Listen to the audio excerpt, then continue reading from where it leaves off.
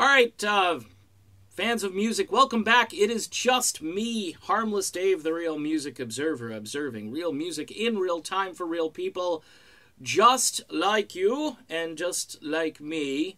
Country music was part of my 90s existence for the most part. I fell off the turnip truck and got on some pickup truck for a while. I got on Joe Diffie's pickup truck before it rolled down the hill, if you know what I'm talking about. Look, today's country music, really struggling to be country. I guess if you like Dan and Shay, that kind of stuff. Great video, by the way, for that song, but the tune reminds me of, like, I don't know, it's very adult contemporary 90s sounding. Sounds almost like today's Christian contemporary music. Not the lyrics, because it's all about tequila. The video is very powerful as well, because it's got some sign language going on in this video. And it's a deep song, even though it talks about tequila for the most part. So I don't hate the song, but the style, it just doesn't really resemble the stuff that George Strait does, for instance. And George Strait's got a brand new song out. He's got a couple of new songs out from a forthcoming album called Honky Tonk Time Machine. Now, I'm a kind of a George Strait fan.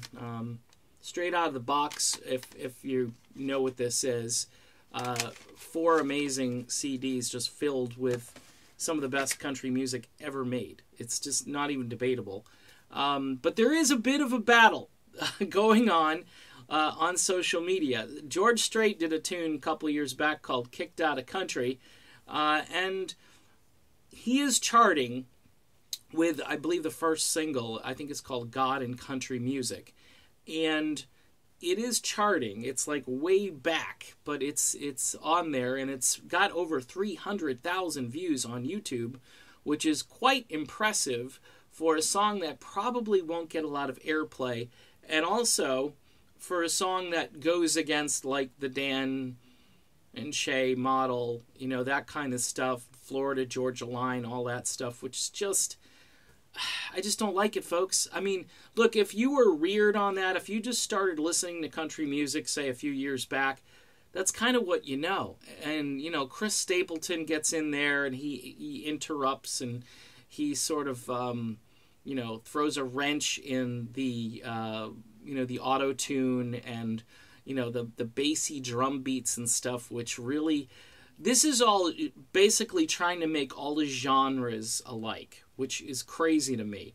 To electronically kind of create, okay, this has got, like, it's like you go to 7-Eleven, and they've got the different flavors of soda that you can get. You can add a little cherry over here, a little lemon over here.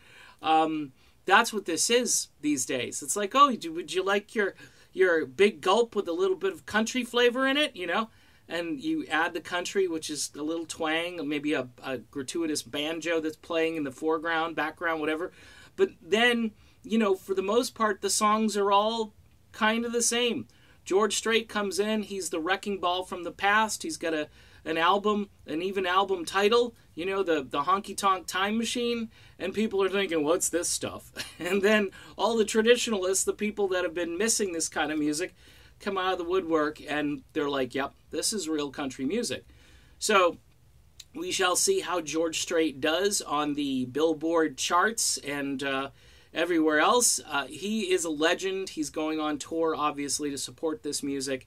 Good for him. He's well into his 60s, and typically artists of his nature can go on forever, but the problem is the industry wants the guys that are wearing the skinny jeans, and this is in country, which is really embarrassing.